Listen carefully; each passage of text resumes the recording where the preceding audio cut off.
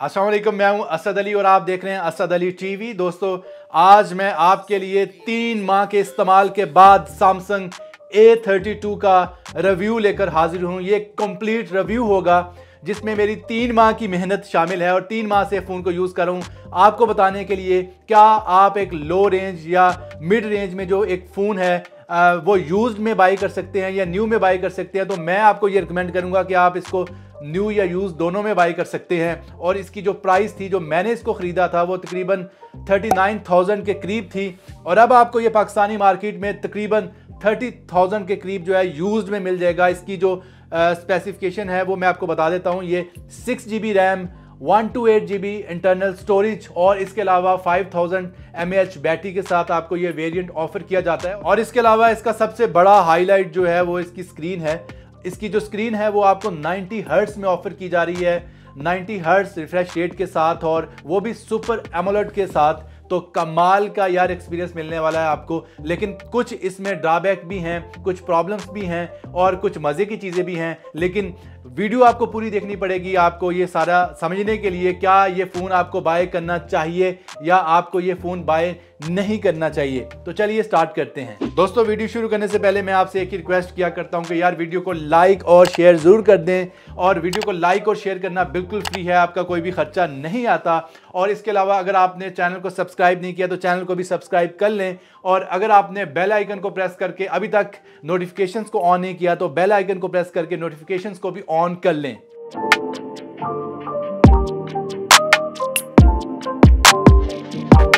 तो सबसे पहले बात करते हैं इस फ़ोन के डिज़ाइन के बारे में। यार, इस फ़ोन का डिज़ाइन काफ़ी ज़्यादा खूबसूरत है। तीनों कैमरास जो हैं वो अलग अलग जो हैं वो इसमें क्राफ्ट किए गए हैं। आप देखें, तीनों की क्राफ्टिंग जो है वो अलग अलग है और बहुत ही खूबसूरत है। और एक चौथा कैमरा भी है जो कि मैक्रो सीन्स के लिए है। और इसके अलावा एक आपको LED फ्लैश लाइट भी मिलेगी। और अगर आप ओवरऑल इसके राउंड्स की बात करें, जो साथ में बेजल्स हैं, जो साथ में कॉर्नर्स हैं, कॉर्नर्स काफ़ी ज़्यादा खूबसूरत तरीके से गोल किए गए हैं। बहुत ज़्यादा गुलाई में भी नहीं है कि जो कि आपको ओवल लगें। और साथ में अगर आप स्पीकर ग्रिल की बात करें तो नीचे की जानिब आपको एक अदद स्पीकर ग्रिल भी मिलेगी और एक अदद आपको माइक्रोफोन की जो है ग्रिल वो भी मिलेगी। और USB Type-C जो है वो इसमें इंक्लूड की गई है, जो कि बहुत ज़बरदस्त बात है। और इसके अलावा 3.5mm ऑडियो जैक भी आपको नीचे वाली साइड पर जो है वो नज़र आएगा। और इसके अलावा अगर आप बात करें ऊपर वाली साइड पर, तो ऊपर वाली साइड पर भी आपको एक अदद जो है माइक का जो सुराख है वो और नज़र आएगा। और अगर आप फ्रंट कैमरा की बात करें तो ये ड्यू ड्रॉप नॉच की सूरत में आपको ये कैमरा जो है वो प्लेस हुआ नज़र आएगा, जो कि खूबसूरत लुक प्रोवाइड करता है। और अगर आप नीचे बेजल्स की बात करें तो बेजल्स बहुत ज़्यादा बड़े भी नहीं है, बहुत छोटे भी नहीं है। तो इस प्राइस रेंज में आपको यही डिज़ाइन जो है वो ऑफ़र किया जाता है अक्सर सैमसंग की जानिब से। तो उसके अलावा अगर आप इसकी प्लास्टिक की बात करें तो सैमसंग इसको ग्लास्टिक बुलाता है, यानी कि प्लास्टिक और ग्लास का मिक्सचर। और इसकी अगर आप बात करें ड्यूरेबिलिटी की तो ये ड्यूरेबल बहुत ज़्यादा तो नहीं है, क्योंकि काफ़ी ज़्यादा रफ़ यूज़ में इसके ऊपर स्क्रैचेस आने के जो चांसेस हैं बहुत ज़्यादा रहेंगे। आप ये नहीं कह सकते कि अगर आप बगैर पाउच के, बगैर पेपर के अगर इसको यूज़ करेंगे तो इस पर स्क्रैचेस नहीं आएंगे, तो ऐसा बिल्कुल भी नहीं है। वक्त के साथ साथ इस पर काफ़ी ज़्यादा स्क्रैचेस आ सकते हैं क्योंकि ये ग्लास नहीं है। इसको सैमसंग एक मार्केटिंग ट्रिक के तौर पर ग्लास्टिक बुलाता है, यानी कि ग्लास्टिक का मतलब कि प्लास्टिक और ग्लास का मिक्सचर। तो बाकी ओवरऑल इसका जो डिज़ाइन है वो काफ़ी खूबसूरत है। लेकिन ये जो ग्लास टाइप मटेरियल है ये काफ़ी ज़्यादा फ्लैशी लुक प्रोवाइड करता है, काफ़ी ज़्यादा चमकदार शफाफ लुक प्रोवाइड करता है और देखने में काफ़ी ज़्यादा जो है वो अट्रैक्टिव लगता है। और अब बात करते हैं इसके डिस्प्ले के बारे में, इसकी स्क्रीन के बारे में। सबसे पहले तो मैं बता दूं कि डायगनली इसका जो स्क्रीन का साइज़ है वो 6.5 इंचेस है। ये काफ़ी ज़्यादा हैंडी डिज़ाइन है, यानी काफ़ी ज़्यादा हैंडी जो साइज़ है कि आप इजीली इसको कैरी कर सकते हैं। ये देखें कि वन हैंड ग्रिप कितनी ज़बरदस्त है, वन हैंड यूज़ कितना ज़बरदस्त रहेगा। एक हाथ में काफ़ी ज़्यादा आप आसानी से इसको होल्ड कर सकते हैं। और इसके अलावा अगर आप बात करें मज़ीद चीज़ों की तो सुपर एमोलेड है। सुपर एमोलेड इस प्राइस रेंज में क्या बात है यार सैमसंग। लेकिन साथ में अगर आप बात करें एक और ज़बरदस्त फीचर की, जो सबसे बड़ा इसका फीचर कहूँगा स्क्रीन का, वो है 90 हर्ट्ज़ रिफ्रेश रेट में आपको काफ़ी हद तक जो स्मूथनेस है वो ज़्यादा फील होती है। और अगर आप ब्राउजिंग के दौरान अपने मोबाइल पर स्क्रॉलिंग करेंगे तो स्क्रॉलिंग के दौरान काफ़ी ज़्यादा आपको स्मूथ एक्सपीरियंस जो है वो फील होगा। और लेकिन एक बात याद रखिएगा कि 90 हर्ट्ज़ में सम टाइम इस मोबाइल फ़ोन का जो चिपसेट है, प्रोसेसर है, वो स्ट्रगल करता है, क्योंकि डेफिनेटली के प्रोसेसर के हिसाब से 90 हर्ट्ज़ जो है वो थोड़ी सी बड़ी चीज़ हो जाती है। प्रोसेसर इतना बड़ा नहीं है, चिपसेट इतना बड़ा नहीं है, लेकिन फिर भी गुजारा करता है। कभी कभी फ़ोन जो है वो परेशान होता दिखाई देता है 90 हर्ट्ज़ अगर आप ऑन कर लेते हैं तो दोस्तों बायोमेट्रिक्स की बात कर लेते हैं। इसका इन डिस्प्ले फिंगरप्रिंट सेंसर जो है उसके बारे में बात होगी, और इसके अलावा इसका जो फेस लॉक है उसके बारे में मैं आपको बताऊंगा। सबसे पहले तो मैं आपको बता दूं कि जो इसका इन डिस्प्ले फिंगरप्रिंट सेंसर है वो काफ़ी ज़्यादा तेज़ तो नहीं कह सकते, लेकिन काफ़ी ज़्यादा स्लो भी नहीं कह सकते, लेकिन मैं यही कहूँगा कि बस गुजारा ही करता है। ये देखें आपके सामने मैं लॉक अनलॉक कर रहा हूँ तो आप देखें कि थोड़ा सा टाइम लेता है, जिसमें अगर एक बंदा जो अच्छा मोबाइल फ़ोन यूज़ कर रहा है तो बोर हो सकता है। और इसके अलावा अगर आप इसका जो फेस अनलॉक है उसकी बात करें तो फेस अनलॉक जो है वो ठीक है, गुजारा तो करता है, लेकिन बहुत ज़्यादा फास्ट नहीं है। लो लाइट में काफ़ी ज़्यादा मुझे स्ट्रगल करता नज़र आया इसका जो फेस अनलॉक है। वैसे भी यार फेस अनलॉक कौन यूज़ करता है आजकल के दौर में अगर आपके पास फिंगरप्रिंट सेंसर मौजूद है, क्योंकि फेस अनलॉक मैंने ये नोट किया है सिर्फ और सिर्फ आईफोन में ही सबसे ज़्यादा मज़े का काम करता है। बाकी मेरे पास नोट 20 अल्ट्रा भी है, उसमें भी मुझे फेस जो अनलॉक है उसने मज़ा नहीं दिया। दोस्तों अगर हम बात करें इसके UI के बारे में तो इसमें One UI 3.1 है, जो कि बहुत ज़बरदस्त बात है। One UI 3.1 के साथ साथ अगर आप एंड्रॉयड वर्जन की बात करें तो यार एंड्रॉयड 11 इसमें आपको मिलेगा। इस प्राइस रेंज में एंड्रॉयड 11 भी बहुत ज़बरदस्त बात है। तो अब बात करते हैं इसके कैमरा सेंसर्स के बारे में, कैमरा डिपार्टमेंट के बारे में। कैमरा डिपार्टमेंट किसी भी मोबाइल फ़ोन में सबसे इंपॉर्टेंट डिपार्टमेंट होता है। तो इसमें 4 सेंसर्स आपको बैक साइड पे नज़र आएंगे। अगर आप बात करें सबसे पहले सेंसर के बारे में तो जनाब पहला सेंसर जो प्राइमरी सेंसर है वो 64 मेगापिक्सल्स का है, और उसके बाद अगर आप नीचे आ जाएं तो ये अल्ट्रा वाइड सेंसर है दूसरे नंबर पर जो है, और ये 8 मेगापिक्सल्स का है। और अगर आप तीसरे सेंसर की बात करें तो ये 5 मेगापिक्सल्स का कह लें कि मैक्रो सेंसर है। और इसके साथ अगर आप चौथा सेंसर जो अलग से छोटा सा मौजूद है तो ये जो सेंसर है ये डेप्थ सेंसिंग के लिए आपको इस्तेमाल होगा, और ये जो डेप्थ सेंसिंग के लिए सेंसर है ये 5 मेगापिक्सल्स का है। और अगर आप फ्रंट कैमरा की बात करें तो फ्रंट कैमरा पर आपको 20 मेगापिक्सल्स का फ्रंट कैमरा जो ऑफर किया गया है। और अब बात करते हैं इन कैमरास की परफॉर्मेंस के बारे में। तो सबसे पहले मैंने काफ़ी ज़्यादा जो फ़ोटोज़ डे लाइट में क्लिक किए हैं, इसका जो प्राइमरी कैमरा है वो टेस्ट किया है। तो प्राइमरी कैमरा से यार वीडियो भी मैंने बना के देखी है और फ़ोटोज़ भी लिए हैं। सबसे पहले फ़ोटोज़ की बात करते हैं तो फ़ोटोज़ काफ़ी ज़्यादा खूबसूरत जो है वो देखने को मिल रहे हैं, क्योंकि डे लाइट में ये जो परफॉर्मेंस है इसकी वो कमाल की परफॉर्मेंस है। यानी अगर आप डे लाइट में फ़ोटोज़ लेते हैं तो डे लाइट में ये कैमरा जो है वो आपको पूरी तरह सेटिस्फाई करता है, और डे लाइट में जितनी भी आप फ़ोटोज़ लेंगे वो सारी बड़ी क्रिस्प फ़ोटोज़ होंगी।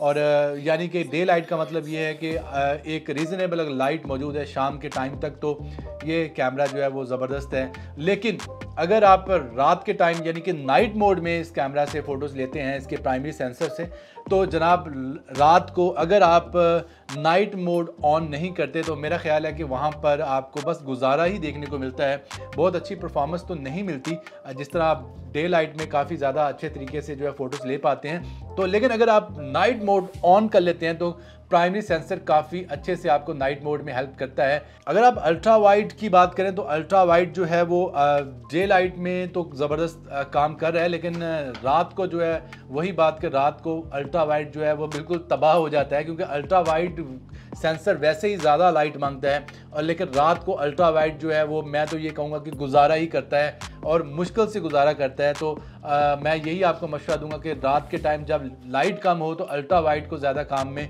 ना लें। और उसके बाद मैक्रो शॉट्स भी जो है वो डे लाइट में बहुत ही ज़बरदस्त मैंने लिए हैं, काफ़ी ज़बरदस्त किस्म के मैक्रो शॉट्स जो मैंने लिए हैं वो साथ में अब आपको दिखा रहा हूँ। देखें कलर्स की डिटेल कितनी ज़बरदस्त है, कितना क्रिस्प रिजल्ट है, जो कि मैंने इसके जो मैक्रो सेंसर से मैक्रो शॉट्स लिए हैं। जो मैक्रो कैमरा है वो काफ़ी हद तक जो है वो अपनी प्राइस रेंज को है वो जस्टिफाई करता है, यानी कि इस प्राइस रेंज में इतना ज़बरदस्त मैक्रो कैमरा जो है वो कह लें कि आपके पैसे पूरे कर देता है। लेकिन वही बात कि मैक्रो कैमरा जो है वो भी दिन के लिए ख़ास तौर पर जो है वो डिज़ाइन किया गया है, रात को ये भी स्ट्रगल करता है। और उसके बाद अगर आप डेप्थ सेंसिंग की बात करें तो डेप्थ सेंसिंग भी बाकी सेंसर्स के साथ काफ़ी ज़्यादा हेल्पफुल जो है वो रहा है। और इसके अलावा अगर आप एलईडी फ्लैश लाइट की बात करें तो मैं नहीं रिकमेंड करता कि आप इसकी एलईडी फ्लैश लाइट को जो है यूज़ करें। आपको हल्के फुल्के यूज़ में तो एलईडी फ्लैश लाइट जो है वो काम देगी, क्योंकि एलईडी फ्लैश लाइट इस प्राइस रेंज में जो है वो थोड़ा सा आपकी स्किन टोन को थोड़ा सा कह लें कि पीला लुक देती है, येलो लुक देती है, जिसकी वजह से वो बात नहीं बनती कि जो एक अच्छी फ़ोटो में होनी चाहिए। और एक बहुत ज़बरदस्त फीचर जो इसके आपको प्राइमरी सेंसर से और बैक कैमरा से मिलेगा वो ये है कि आप फ़ोटो लेने के बाद after taking photos you can add background blur, और बैकग्राउंड ब्लर जो है वो आप एडजस्ट कर सकते हैं, यानी कि आप बैकग्राउंड ब्लर को कम या ज़्यादा कर सकते हैं। और ये भी चीज़ जो है मुझे काफ़ी ज़्यादा अपील की। और अगर आप फ्रंट कैमरा की बात करें तो फ्रंट कैमरा भी काफ़ी ज़्यादा अच्छे जो है वो पोर्ट्रेट्स आपको प्रोवाइड करता है। अगर आपके पास लाइट अच्छी हो, डे लाइट में तो कमाल के जो पोर्ट्रेट्स हैं वो आपको मिलते हैं। कलर साइंस बड़ी अच्छी है, स्किन टोन बड़ी ज़बरदस्त ये आपको दिखाता है। ये देखें, मैं आपको स्किन टोन चेक करवा रहा हूँ। फ़ोटोज़ में आप चेक करें कि दो जो हमारे मॉडल्स हैं फ़ोटो में, दोनों की स्किन टोन बड़ी खूबसूरत आ रही है, दोनों बड़े खूबसूरत और कह लें कि पप्पू बच्चे लग रहे हैं। तो ये जो कलर साइंस है ये मैं इससे काफ़ी ज़्यादा खुश हुआ हूँ, क्योंकि ये जो इसका AI है वो कलर साइंस जो इंसान की स्किन टोन की है वो काफ़ी अच्छे से दिखाता है। तो ये भी एक बड़ी अच्छी खूबी होती है किसी भी मोबाइल फ़ोन कैमरा में कि आपकी स्किन टोन जो है वो अच्छी है, क्योंकि आफ्टर ऑल आपको सेल्फी कैमरा से अपनी स्किन टोन ही तो दिखानी है, अपने आप को तो दिखाना है, अपनी तो आपने फ़ोटोज़ लेनी है। तो ओवरऑल आप ये देखिए, मैंने काफ़ी फ़ोटोज़ आपको दिखाई हैं, तो इससे आप ये अंदाज़ा लगा सकते हैं कि इसका फ्रंट कैमरा काफ़ी ज़्यादा अच्छे से परफॉर्म करता है। और अब वीडियो की बात करते हैं कि ये जो मोबाइल फ़ोन है इसके बैक कैमरा से जो है वो वीडियो कैसी रिकॉर्ड कर सकते हैं, कैसी परफॉर्मेंस जो है वो आपको वीडियो में मिलेगी, क्योंकि वीडियो भी आजकल काफ़ी ज़्यादा इंपॉर्टेंट बन चुकी है। अगर आप एक यूट्यूबर हैं या आप फेसबुक पर वीडियोस अपलोड करने के आदी हैं या आप स्टोरी लगाते हैं, तो ये यार कमाल की परफॉर्मेंस देगा आपको वीडियोज़ में भी, क्योंकि वीडियो में एक फ़ीचर जो है वो ऐड किया है जो कि मुझे काफ़ी ज़्यादा अपील किया है कि 120 FPS जो है वो आप शूट कर सकते हैं 1080p में। 4K इसमें नहीं है, यही सबसे बड़ी कमी है इसके वीडियो डिपार्टमेंट में कि 4K ये ऑफर नहीं कर रहा है। 4K की जो रेजोल्यूशन है वो नहीं रखी, लेकिन 1080p में आप 120 FPS तक जो है वीडियो को रिकॉर्ड कर सकते हैं, जिससे स्लो मोशन इफेक्ट काफ़ी ज़्यादा खूबसूरत तरीके से आप दिखा पाएंगे।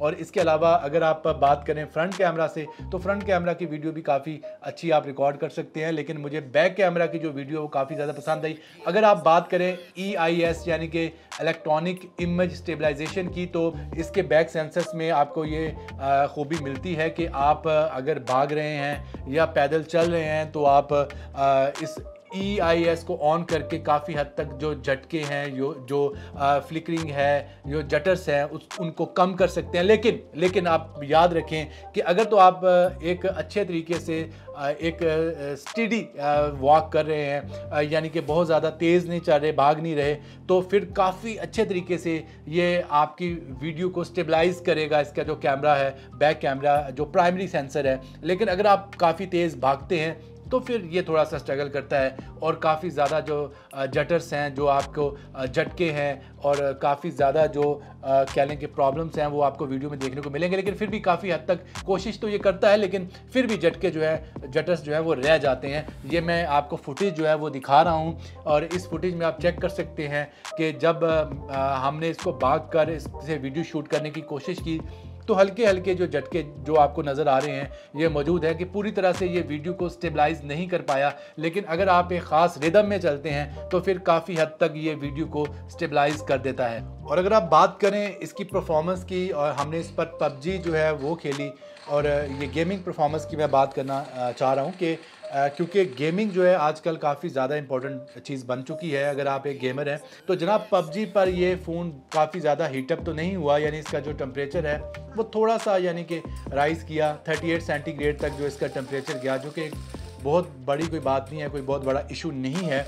लेकिन मैं साथ ये भी बता दूं कि जिस कमरे में हम पबजी खेल रहे थे वो एक एसी रूम था, वहाँ पर ऑलरेडी जो एयर कंडीशनिंग थी वो मौजूद थी। और अगर आप बात करें इस चिपसेट में इसकी परफॉर्मेंस की, तो मैं यही कहूँगा कि यार इस चिपसेट को इस प्राइस रेंज में इम्प्रूव भी किया जा सकता था। यानी कि अगर आप पैसे देखें, यानी इसकी प्राइस देखें, तो मेरा ख्याल है कि इस प्रोसेसर को, इस चिपसेट को और भी इम्प्रूव किया जा सकता था। जैसे कि बाकी जो ब्रांड्स इसके कंपटीशन में हैं वो इस प्राइस रेंज में इससे ज़्यादा अच्छा प्रोसेसर और चिपसेट जो है वो ऑफ़र कर रहे हैं। तो खैर, क्योंकि ये सैमसंग है और सैमसंग आपको पता है कि हमेशा थोड़ा सा महंगा रहा है बाकी ब्रांड्स की निस्बत, तो हम कह सकते हैं कि ठीक है, इसको थोड़ा सा बेहतर देना चाहिए था। लेकिन फिर भी अगर आप एक सैमसंग लवर हैं तो आप इस पर जो है वो सेटिस्फाई रह सकते हैं। और अगर आप बैटरी की बात करें, यार इसमें 5000 mAh की बैटरी मौजूद है, जो कि डेली यूज़ के लिए काफ़ी ज़्यादा कह लें कि बड़ी बैटरी समझी जाती है, यानी कि छोटी में नहीं आती। अगर